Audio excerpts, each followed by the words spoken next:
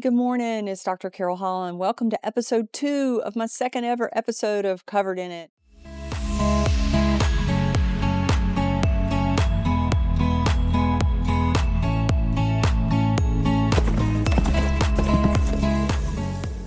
I wanted to talk to you guys about my first year out of school because when I was first year out of school, the veterinarian that I went to work for died tragically in a plane crash. So I kind of had to discover a job, and I had other veterinarians, the community of people around me helped me, and I had no idea what I was doing. So I just decided to go with my sense of adventure, what I'd learned in my great vet school, the University of Georgia, and just use that to see if I could create a job and where I really wanted to be in my life, because I had a goal and I'd reached that goal. And that goal was to be a veterinarian, to save lives, to help animals.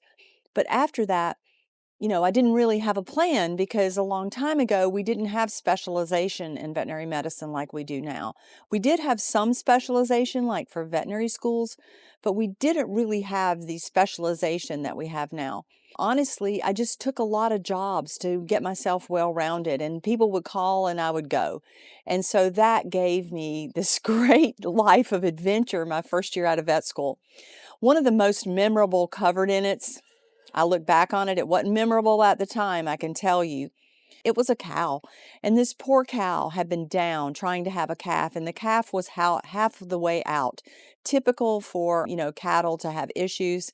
Again, I'm not a cattle vet. Certainly decided that day that that was not what I wanted, but I had to end up helping this cow. So I went out there, of course, by myself, of course, with no technician, of course, with not even probably the owner there. They just told me where the cow was. It was in a pasture in South Carolina, and the poor calf, the cow was laying there, and I just couldn't let this cow suffer. So I had to get the calf out and use my skills of, intravenous fluids, whatever I was going to do. So I proceeded with the treatment, but one of the things I had to do was remove the carcass of the baby calf that had died. So I had to lay on the ground. So of course I had my trusty coveralls that I purchased, for my new vet career. I'm laying in the ground and it's covered in everything that the cow had excreted, along with the placenta and the blood, and the cow had decided to, pass manure at the same time.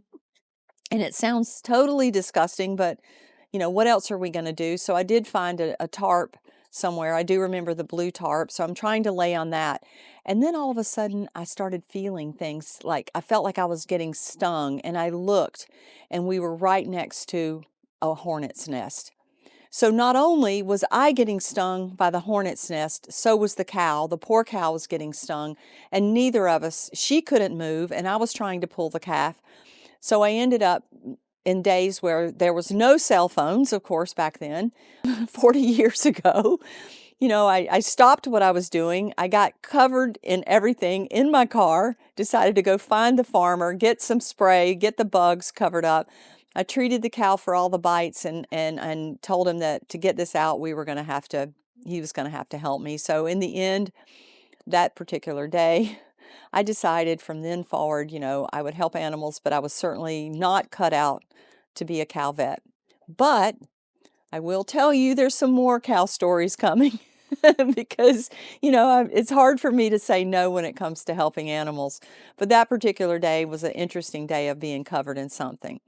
Again, I'm going to throw it out there to everybody. I'm telling you my stories of being covered in it, and it sounds glamorous, it sounds fun, it sounds disgusting, it sounds like the messy to the mundane, taking the words from a very famous life coach that I know, Tim Story. It is messy, but it is certainly not mundane. So let me know any stories you guys have regarding what you're covered in. One other quick cow story, just because we happen to be on cows. So I got this wonderful opportunity to work at a quarter horse farm, cutting horse farm. And at that cutting horse farm, of course, they have to have cows. And for those of you that don't know that, the horses work with the cows. So one of the cows had a tumor on its eye. And where I lived in South Carolina, there were no veterinarians. They would have had to ship the cow somewhere to the University of Georgia, or God knows where they could have sent it back then, to get this eye removed. And I just didn't have the heart in me to, let the guys try to cut it out themselves. And I couldn't let this poor cow suffer. And they asked me, would I try to remove this eye from the cow? So before I did that, I did take it upon myself to call up one of my professors at the vet school, and they did have all the proper restraints. And boy, was that a chore trying to remove this eye from a cow. And at that day, I realized I did not want to be a surgeon. So sometimes you can make a decision on that you want to be something, but sometimes you can make a decision you don't want to be something. And the experience of choosing that I don't want to do this because you've tried it and it didn't work out very well.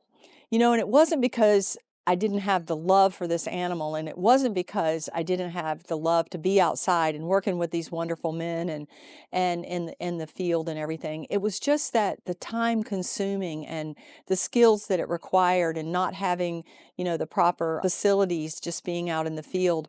The chore for that for me was just not what I was cut out to be, and I think I'm better at what I'm doing now. But I just wanted to let you know once again, when you're covered in something, please let it be love. Please let it be hope. Please let it be your desire to be part of something really good. That was great. Okay.